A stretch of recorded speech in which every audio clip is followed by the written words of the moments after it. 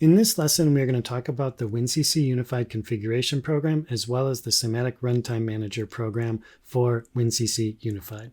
In order to simulate a unified comfort panel, you will have to install the Unified PC Runtime environment, and that provides the simulation capabilities.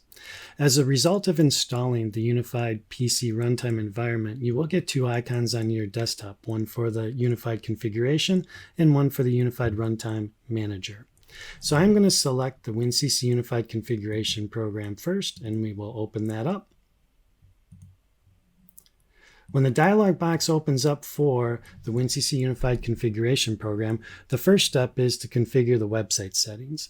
Here, this is where you can decide if you want to access the web server via IP address or via computer name. It also gives you the ability to install or create certificates, for the connection of the browser to the runtime system.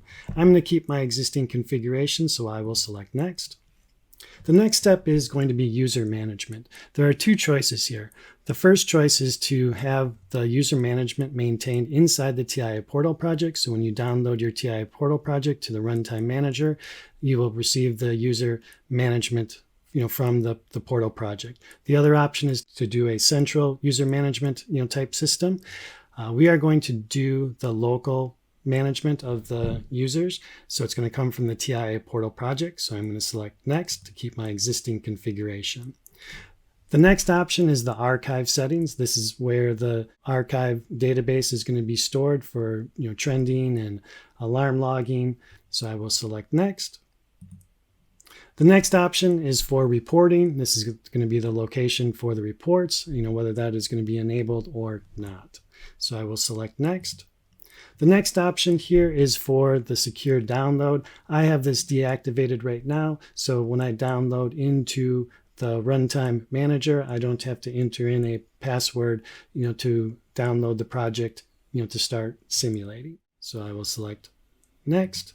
At this point, it would give you a summary of whatever settings that you made. I'm just going to hit cancel to keep all of my settings that have been set up. The next program that I want to make you aware of is the Semantic Runtime Manager.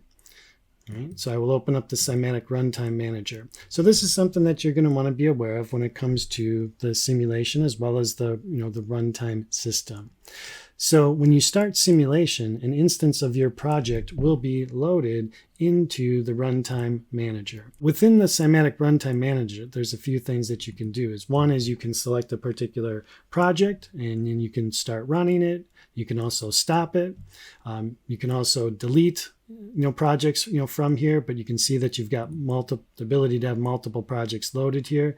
There's also a plus sign here that would allow you to load an existing project from a USB stick into the Runtime Manager. There are also some settings that are available that you can select in the Runtime Manager for running your project.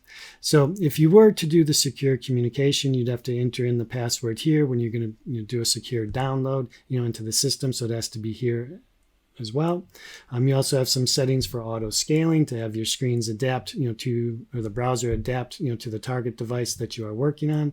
You can also set the language of the Runtime Manager, and then later on when we get into the simulation, we can enable an automatic login. So when we start our simulation and we open up our web browser, we won't have to enter in a password each time.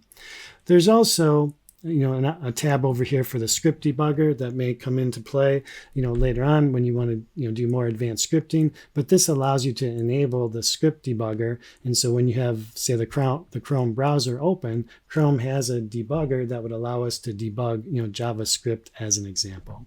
So I will hit exit here.